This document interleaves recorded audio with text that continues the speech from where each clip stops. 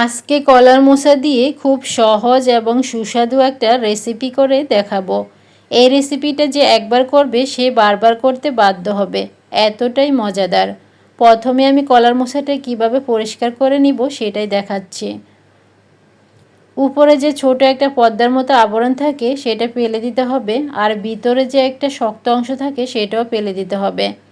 তারপর এই কলার মোচার সাথে একটা আলু কেটে দিতে হবে, হলুদের গুঁড়ো, লবণ আর পানি দিয়ে সেদ্ধ করে ঠান্ডা করে ব্লান্ড করে রেখে দিতে হবে।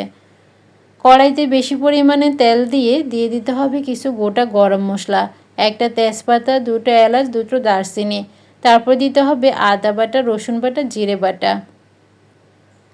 হলুদের গুঁড়ো, মরিচের গুঁড়ো, লবণ, ধনে গুঁড়ো দিয়ে মশলাটাকে একটু কষিয়ে দিয়ে দিতে হবে সেই ব্লান্ড করা কলার মোচা। এখন এটাকে ভালোভাবে মশলার সাথে মিক্সড করে নিতে হবে। উপরে তেল উঠে আসলে দিয়ে দিতে হবে একটা ডিম।